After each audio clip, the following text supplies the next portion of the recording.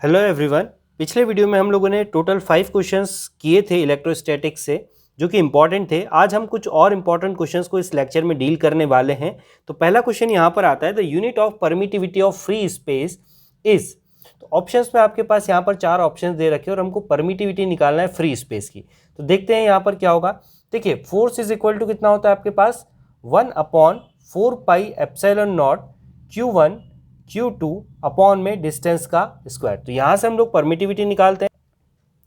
इस epsilon not को हम लोग ऊपर अगर लेकर आते हैं तो यहां पर देखिए कितना बचेगा 1/4 पाई, ठीक है, डिवाइडेड बाय एफ, क्योंकि एफ आपके पास नीचे आ गया Q1 Q2 अपॉन में डिस्टेंस का स्क्वायर। नाउ यूनिट निकाल लेते हैं। 1/4 पाई जो है आपका, ये तो हो गया कांस्टेंट। यहाँ पर क्या है 1/f, तो f की यूनिट कितनी होती है न्यूटन, तो 1/न्यूटन इंटू Q1 Q2। चार्ज की यूनिट होती है कुलाम, कुलाम इंटू कुलाम अपॉन में डिस्टेंस, डिस्टेंस की यूनिट होती है मीटर। तो यहाँ पर r स्क्वायर है तो मीटर स्क्वायर हुआ, तो newton to the power -1, n to the power -1, c to the power 2 and m to the power -2।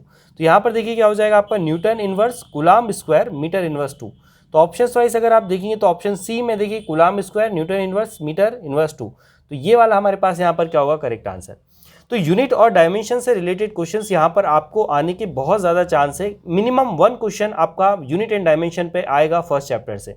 तो पिछले वीडियो में भी, पिछले क्लास में हम लोगों ने देखा था कि मैंने आपको 5-6 अलग अलग जो टर्म्स है उनकी मैंने यूनिट और आपको डायमेंशनल फॉर्मूला करवाया था। तो एक बार अच्छे से इन टॉपिक्स को देखकर जाएगा। नेक्स्ट क्वेश्चन देखते हैं। चलिए नेक्स्ट क्वेश्चन है, there is an electric field in x direction if the work done in moving a charge of 0.2 coulomb through a distance of 2 meter along a line makes an angle 60 degree with x axis is 4 joule, then what is the value of E। Question में देखिए क्या बोला है कि एक x axis में एक electric field लग रही है E, इसकी वैल्यू हमको निकालना है।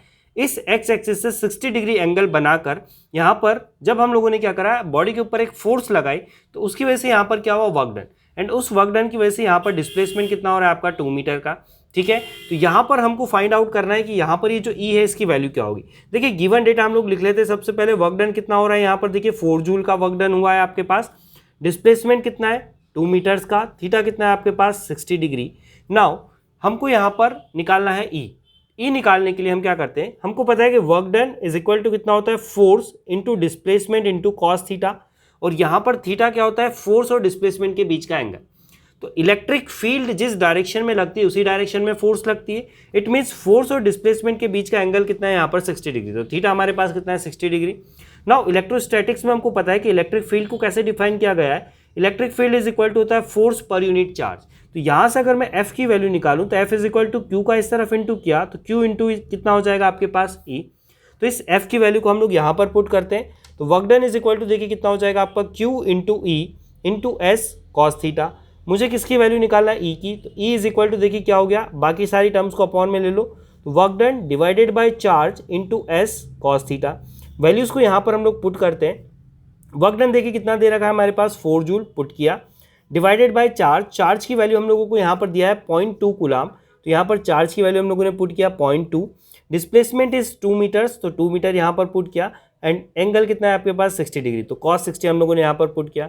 ए इज इक्वल टू आ गया हमारे पास 4 divided by 0.2 into 2 is equal to हो जाएगा आपके पास 0.4, ठीक है। कॉस थीटा कितना हो जाएगा आपके पास, कॉस 60 इज इक्वल टू होता है 1/2। ये 2 रेसिप्रोकल होकर ऊपर जाएगा, तो यहाँ पर 4 2 जा कितना हो गया आपके पास 8 डिवाइडेड बाय 0.4, पॉइंट हटा 0 लगा, कैंसिल किया, कितना बचा आपके पास 20 न्यूटन्स पर कूलाम। यूनिट क्या होती है इलेक्ट्रिक फील्ड की, न्यूटन्स पर कूलाम।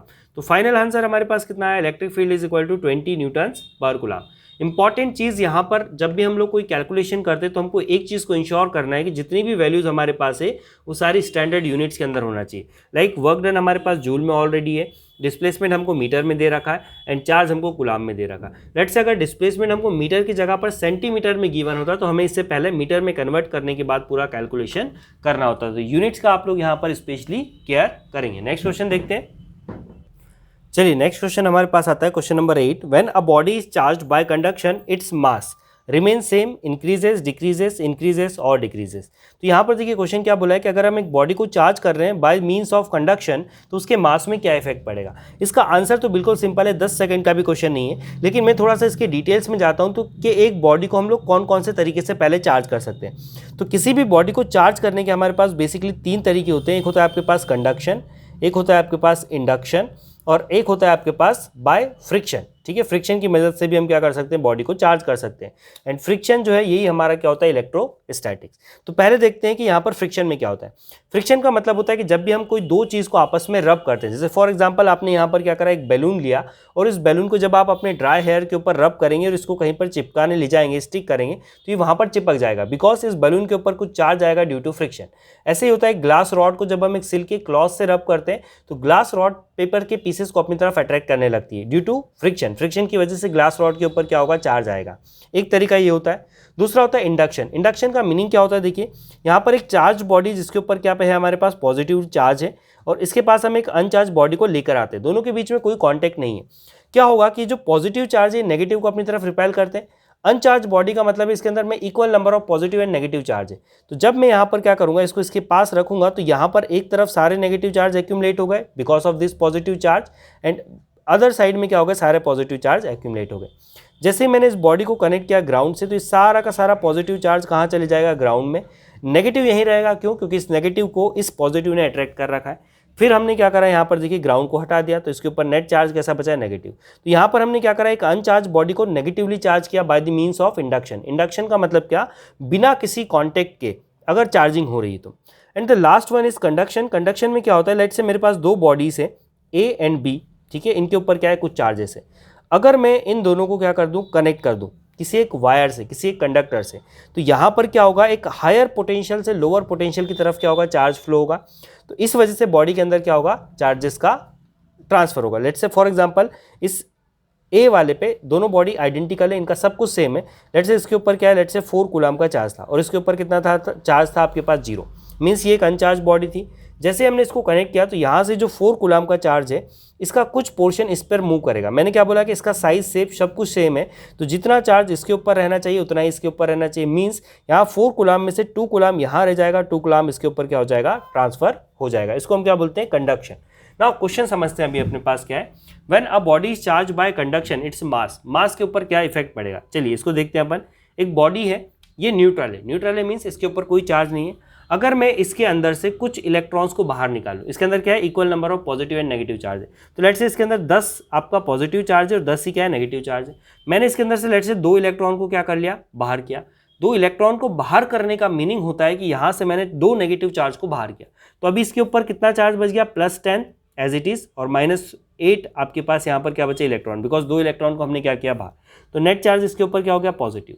ठीक है, तो ये किससे हो गई, बॉडी पॉजिटिवली चार्ज। बॉडी को पॉजिटिवली चार्ज करने के लिए हमने इसके अंदर से क्या निकाला, 2 इलेक्ट्रॉन को निकाला, और हर इलेक्ट्रॉन का अपना कुछ मास होता है। इसका मतलब क्या है कि हमने 2 इलेक्ट्रॉन के बराबर मास इसका क्या कर दिया, कम कर दिया। मीन्स अगर मैं बॉडी को पॉजिटिवली चार्ज कर रहा हूं तो उसका मास क्या होने वाला है, आपका कम होने वाला है, रिड्यूस होने वाला है। इसका उल्टा अगर हम लोग करें, मान लीजिए इस बॉडी के ऊपर मैंने 2 इलेक्ट्रॉन कहीं से लाकर डाले, तो अभी इसके पास टोटल 10 पॉजिटिव चार्ज थे, ठीक है, 2 इलेक्ट्रॉन हमने एक्स्ट्रा डाले, तो -10 और -2 कितना हो गया, -12। नेट चार्ज कितना हो गया आपके पास, -2, नेगेटिव चार्ज इसके ऊपर आ चुका है। यहाँ पर देखिए हमने इलेक्ट्रॉन का क्या किया, एडिशन। तो ये जो इलेक्ट्रॉन्स का मास है, ये एक्स्ट्रा मास हमने इसके अंदर क्या किया, इंसर्ट किया है, तो ओवरऑल इसका मास क्या होगा, बढ़ेगा। मीन्स अगर हम बॉडी को पॉजिटिवली चार्ज करें तो मास डिक्रीज होगा, नेगेटिवली चार्ज करें तो मास इंक्रीज होगा। तो बॉडी का जो मास है वो इंक्रीज भी हो सकता है, डिक्रीज भी हो सकता है, डिपेंड करता है कि हम बॉडी को किस तरह से चार्ज कर रहे हैं। ठीक है, नेक्स्ट क्वेश्चन देखते हैं। इस पे कई सारे आपके क्वेश्चन यहाँ पर बन सकते हैं। मैंने आपको पूरा कॉन्सेप्ट दे दिया इंडक्शन, कंडक्शन एंड फ्रिक्शन के बारे में, और कैसे किसके ऊपर पॉजिटिव चार्ज होने पर मास में डिक्रीमेंट होता है, नेगेटिव होने पर मास इंक्रीज होता है। तो ये पॉइंट भी आपको पता होना चाहिए, इसके अराउंड भी वो क्वेश्चन को बना सकता है। नेक्स्ट क्वेश्चन देखते हैं। चलिए नेक्स्ट क्वेश्चन है, a stationary charge produces E only means electric field only, P means magnetic field only, both electric and magnetic field, and EM waves, electromagnetic waves। तो एक स्टेशनरी चार्ज क्या produce करता है, इसमें से हमको बताना है। देखिए मैग्नेटिक फील्ड सिर्फ और सिर्फ तभी प्रोड्यूस होती है जब हमारा चार्ज क्या हो, मूविंग नेचर का हो। तो चार्ज अगर हमारे पास मूविंग नहीं है तो मैग्नेटिक फील्ड प्रोड्यूस नहीं होगी। मैग्नेटिक फील्ड प्रोड्यूस नहीं होगी means B and C option हमारे पास क्या हो गए, गलत हो गए। नाउ ई की हम लोग बात करते हैं, क्या एक स्टेशनरी चार्ज इलेक्ट्रिक फील्ड को प्रोड्यूस करता है? जी हाँ। जब भी हम किसी बॉडी के ऊपर चार्ज देते हैं, किसी बॉडी को हम लोग क्या करते हैं, चार्ज करते हैं, तो ये चार्ज पार्टिकल की वजह से, लाइक इसके ऊपर अगर पॉजिटिव चार्ज है तो यहाँ पर से क्या होगा, इलेक्ट्रिक फील्ड एक्ट करने लगेगी बाहर की डायरेक्शन में, आउटवर्ड डायरेक्शन में electric lines of forces move करेगी और उसकी वजह से यहाँ पर क्या होगा, इलेक्ट्रिक फील्ड जनरेट होगा। तो जी हाँ, एक स्टेशनरी चार्ज क्या प्रोवाइड करता है, आपका इलेक्ट्रिक फील्ड। तो इसका आंसर क्या होगा यहाँ पर आपके पास, electric field. EM waves again आपका एक कॉन्सेप्ट होता है, एक मूविंग चार्ज आपका जो होता है वो इलेक्ट्रोमैग्नेटिक वेव को प्रोड्यूस करता है, जिसमें इलेक्ट्रिक और मैग्नेटिक दोनों कंपोनेंट अवेलेबल होते हैं। तो इसका आंसर क्या होगा, electric field only. Next question देखते हैं। नेक्स्ट क्वेश्चन है, an electric dipole placed in non uniform electric field experiences. Option A है both torque and net force, option B है no torque no force, option C only F but not torque, option D only torque but not force. चलिए देखते हैं, समझते हैं इसको क्या होता है। सबसे पहली चीज़ तो इलेक्ट्रिक डायपोल क्या होता है, इसको डिटेल में मैंने एक सेपरेट वीडियो में कवर किया, आप जाकर देख सकते हैं, बट अभी के लिए बताता हूँ कि जब भी दो opposite equal and opposite charges का कॉम्बिनेशन हमारे पास होगा, जिनको हम एक स्मॉल डिस्टेंस के ऊपर रखते हैं, लेट्स से 2L के ऊपर, तो इसको हम क्या बोलते हैं, डायपोल। यहाँ पर एक चार्ज है नेगेटिव, एक है पॉजिटिव, दोनों का मैग्नीट्यूड क्या है, बराबर है। इसने क्या बोला है कि अगर हम इस डायपोल को प्लेस करें एक नॉन यूनिफॉर्म इलेक्ट्रिक फील्ड में, नॉन यूनिफॉर्म इलेक्ट्रिक फील्ड का मतलब होता है जिसके हर एक पॉइंट पर इलेक्ट्रिक फील्ड क्या हो, डिफरेंट। यहाँ पर देखिए मैंने दो डायग्राम बनाए, ये वाला जो डायग्राम है आपका फर्स्ट वाला, ये क्या कर रहा है, यूनिफॉर्म इलेक्ट्रिक फील्ड को रिप्रेजेंट कर रहा है। यहाँ पर देखिए लाइंस के बीच का सेपरेशन क्या है, बराबर। इसका मतलब क्या है कि जितनी इलेक्ट्रिक फील्ड इस पॉइंट पर है उतनी ही इलेक्ट्रिक फील्ड इस पॉइंट के ऊपर भी है। तो यहाँ पर अगर मैं एक डायपोल को रखूंगा, ठीक है ना, तो इस पॉइंट पर इस चार्ज के ऊपर डायपोल, लेट से यहाँ पर क्या है, प्लस चार्ज, तो प्लस चार्ज के ऊपर जिस डायरेक्शन में ई है उसी डायरेक्शन में एक फोर्स लगेगी। फोर्स इज इक्वल टू कितना होता है, क्यू ई। तो यहाँ पर फोर्स कितना लगा, क्यू ई। यहाँ पर डायपोल का नेगेटिव चार्ज है तो इसके ऊपर एक फोर्स लगेगा कितना, अगेन क्यू ई। डायरेक्शन क्या हो गई आपके पास, अपोजिट। तो इक्वल एंड अपोजिट फोर्स यहाँ पर लगेंगे तो इसके अंदर किस तरह का रोटेशन यहाँ पर क्या होगा, जनरेट होगा। यहाँ पर क्या जनरेट होगी, टॉर्क। बट नेट फोर्स यहाँ पर कितनी होगी, जीरो। क्यों, क्योंकि दो इक्वल एंड अपोजिट यहाँ पर क्या लग रहे हैं, फोर्सेस लग रहे हैं। तो अगर हम इसको यूनिफॉर्म फील्ड में रखते तो यहाँ पर सिर्फ टॉर्क एक्ट करता, फोर्स कितनी होती, जीरो। बट क्वेश्चन में हमको क्या बोला है कि हमने इसको कहाँ रखा है, नॉन यूनिफॉर्म इलेक्ट्रिक फील्ड के अंदर रखा। तो लेट्स से यहाँ पर हम लोगों ने इसको रखा है।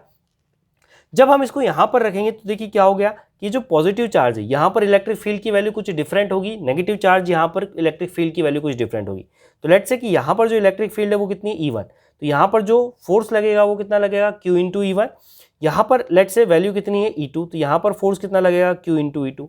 देखिए दोनों फोर्स क्या है, डिफरेंट है, लेकिन दो फोर्सेस एक्ट कर रहे हैं, दोनों का लाइन ऑफ एक्शन क्या है, डिफरेंट। तो ये इसको इस तरह से घुमाना चाहेंगे, मीन्स यहाँ पर टॉर्क भी लगेगा। और रही बात नेट फोर्स की, तो यहाँ पर नेट फोर्स भी लगेगा, बिकॉज ये जो दोनों फोर्सेस है ये इक्वल नहीं है, अपोजिट नेचर के हैं बट इक्वल नहीं है। तो यहाँ पर क्या लगेगा, नेट फोर्स भी लगेगा as well as net torque भी एक्ट करने वाला है। तो इसका आंसर क्या होगा, both net force and net torque. तो दो चीज़ें यहाँ पर हमने देखी कि अगर यूनिफॉर्म में रखेंगे तो सिर्फ टॉर्क एक्ट करेगा, नॉन यूनिफॉर्म में रखेंगे तो टॉर्क एंड नेट फोर्स दोनों चीज़ें यहाँ पर क्या करेगी, एक्ट करने वाली। आज के लेक्चर में हम लोग इतना ही देखते हैं। नेक्स्ट वीडियो में हम लोग कुछ और अच्छे क्वेश्चंस को उठाने वाले हैं। एक एक टॉपिक को, एक एक क्वेश्चंस को आप डिटेल में देखते जाइए, उससे रिलेटेड कॉन्सेप्ट को पढ़ते जाइए, तो आपका यहाँ पर मैक्सिमम पोर्शन हम लोग इन वीडियोस के अंदर में कवर करेंगे और इसके बाहर से कोई क्वेश्चन नहीं आएंगे।